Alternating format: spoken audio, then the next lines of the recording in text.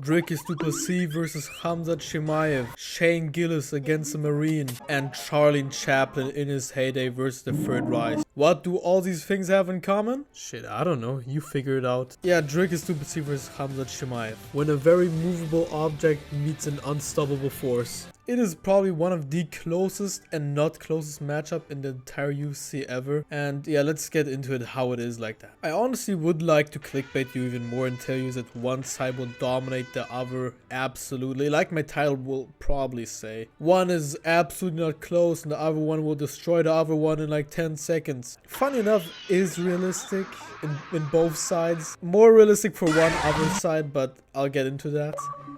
This matchup is so incredibly weird in the fact that it is close and not close at the same time. Shut the fuck up, you c— We could view it from one point that Khamzat Chimaev will run through him in 1 minute, submit him, done, our most inactive champion since John Jones. Congratulations, we're so happy. And on the other side, Dricus Du Plessis could pull a ghillie after the first takedown. No joke, he did that shit and it worked somehow. And I see that stupid ass meme everywhere of, on paper, Khamzat Chimaev will destroy Dricus Du Plessis, but Dricus Du Plessis can't read. I'm laughing my ass off here, cackling here like a hyena. In reality, it kind of is like that.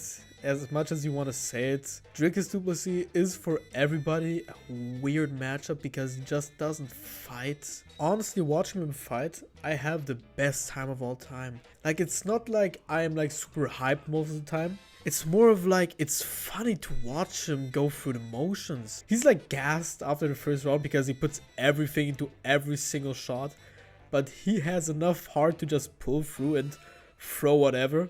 And that's like his whole fighting style. Throw whatever and hope it lands.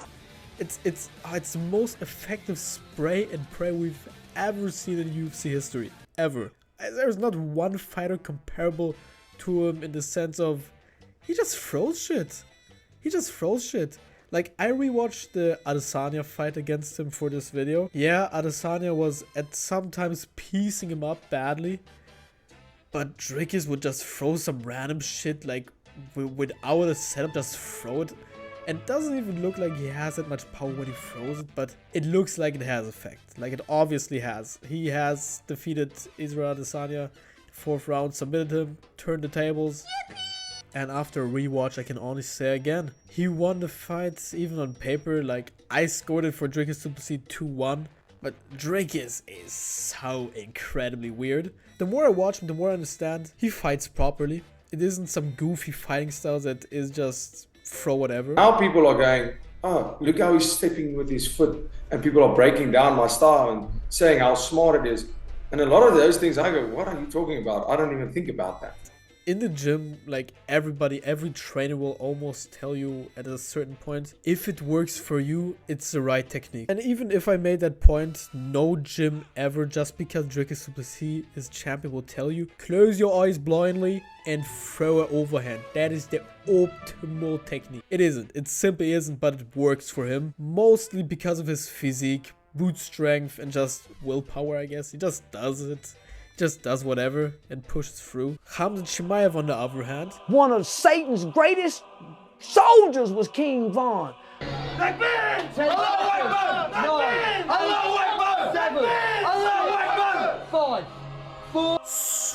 super technical, amazing grappler, and not even to glaze. There's never been someone that dominant in his grappling. Khabib was dominant, but if I'd compare Khamzat Chimaev's competition against Khabib's things, it always sounds bad because I really don't want to diminish anything. He has good wins, both have good wins, but in terms of people that can actually defend the takedown, very, very good. Khamzat Chimaev's got it in his bag. He got Gilbert Burns. It doesn't sound amazing, but at the time it was good. He got Kamaru Usman, even though it was on short notice. Dominate such good anti-grappler, and Robert Whittaker. To dominate these people that had pretty good showings against grapplers in the past, and to dominate them that badly at some points. Like, Gilbert Burns is such a weird fight to look at for Khamzat Chimaev. He took him down. He took him down pretty fairly good. Didn't do it much more. I guess he was scared of the submissions, but like Kamaru Usman, 10-8 in the first round, unheard of against Kamaru Usman, the silly fella. A 10-8 in grappling against Kamaru. That's impressive in every book. It's almost almost better than all of Khabib's wins. No, I'm joking. As well, Robert Whittaker, even though with the weird tooth thingy, in the end of the day, it's a fight. If that happens, it happens. There's not much you can do. I really never liked the injury excuses that most people make that are already in the octagon. You didn't say it before. As well as with Umar with the broken hand thing, or when people argue with the broken hand. It's a fight, mate. It's a fight. You just gotta dog it through it. It shit hurts, but you just go through it. Go through the motions. It's hard, but you can't say that you only lost because of that. Because you can sometimes just tell that it wasn't because of a hand. Like, so, oh yeah, I just remembered. Khamzat said that his hand broke in the fight right after the first round. I don't know when he broke it. Must have been a weird tongue twister there in the first round. But I guess he broke it in the fight, but it was pretty clear that he kind of gassed out towards the third. But not even that bad. Rewatching the fight, he gassed out, but like not horribly. Like, yeah, he would have probably lost the fight if it would have gone 5 rounds. Probably. It is now in the stars, who knows. But Khamzat Chimaev's cardio isn't horrible. He still swung till the end. In the end of the day, he still swung. And Dricus Du Plessis will do the same. And I think people are forgetting he has also had incredibly shit cardio. He still has. Like, if you watch every fight except the second Sean Strickland fight, which was weird.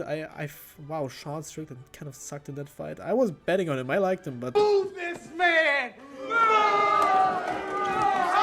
yeah, nope. Dricus Du Plessis just was smarter and was prepared for Sean Strickland, not changing one bit, not showing one bit of aggression. And just so you know, I reside in Europe and I watch almost every UFC card, which means I've gotta suffer through 1 AM starting cards most of the time. It's horrible. It's atrocious. I even watch sometimes Apex cards. Almost fall asleep. I'm a victim. And Sean Strickland, my god, this guy. I liked him. I liked him in the Adesanya fight even before the Adesanya fight.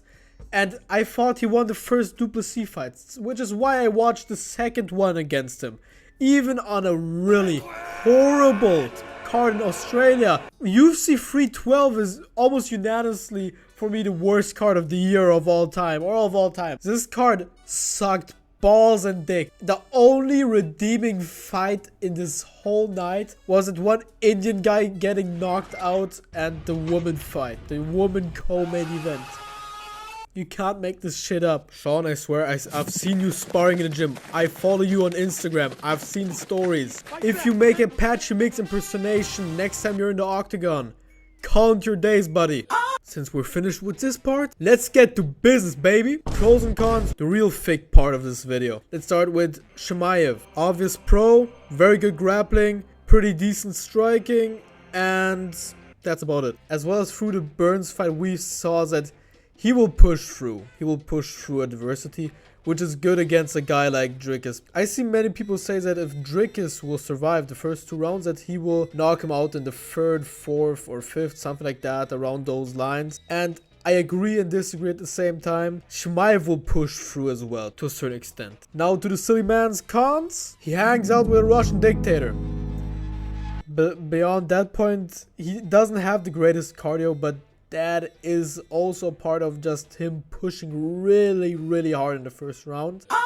And as well, we didn't see him go 5 rounds yet. If he goes 5 rounds, it will be pretty interesting to see. But I will assume that he trained 5-round fights for the Whittaker fight and for this fight, so we shall see. The weakest part of his skill set is definitely his striking. Compared to his wrestling, it's nothing, honestly. And it's mostly used to set up his wrestling. He mostly uses a decent jab. He has some good roundhouse kicks and he tends to switch stances a lot, especially in the 3rd round. He has good defense, striking defense in the 1st round, definitely. He keeps his chin tucked in and has his hands up to counter hooks and various of other things. Speaking of hooks, his hooks are pretty trash. They are kind of swingers. They are just there to keep you away and to punch you or either set up a takedown. And that's his biggest problem, that he kind of relies on having a takedown in the end of strikes, so that when he doesn't see a way out, that he just takes you down. We saw in the Usman fight that after the first round, in the first round he had pretty good striking in the first minute or something like that, where he kept Usman up. They had good striking, pretty disciplined. And then came the part where many people criticized him. The second and third round, his striking faded massively and he couldn't take down Usman because he put so much effort into the first round. And fair, he had a 10-8 round, almost submitted him, very good round, but his striking became very, very undisciplined. He had his chin relatively high up. He threw lazy punches and didn't have a good block, which is why I see his striking as a weakness, definitely. And I think he will get hit a lot if he decides to strike with Dricus Du Plessis. Now to Dricus Du Plessis. I think his pros are definitely his cardio and his endurance. He has 5-round experience as well. Now to his cons, I think his striking is good for him. I think it's pretty cool, but it isn't a good stylistic matchup with Khamzat's style. Dricus throws a lot of overhands, he blitzes, and he does a lot of spinning stuff.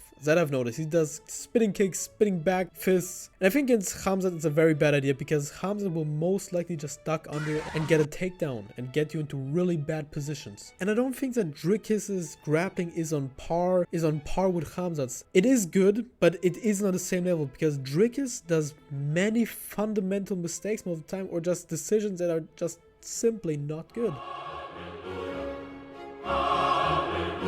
He pulls mounts. He does dumb judo shit, which mostly just gets him to bad positions, and he goes up in a very weird way. He puts his head in the front, as I already said, I've noticed. It's not a good idea against Khamzat. But let me get to my prediction. Like, let's say, in my personal opinion, I would like to see Dricus Du Plessis win. I like him a lot as a fighter. He's very active, has a very entertaining style, and is a pretty cool dude as well on the side. How I'd see him win is if either he flukes him the first or second round, or he gasses him out in a specific way. Maybe Muay Thai clinches. Maybe if he can actually get him to Muay Thai clinches, I think it would benefit him a lot to just hold him against a cage and gas him out somehow, or to pull guard and gas him somehow. Mostly he should be really good at scrambling and throwing really big hooks against the fence against him if he can get him into those positions, and be controlled. I think he should be a bit more controlled, and he showed in Sean Strickland fight he was pretty controlled in that fight. So if he could get a bit of that in that fight, I think he could win a decision or a late round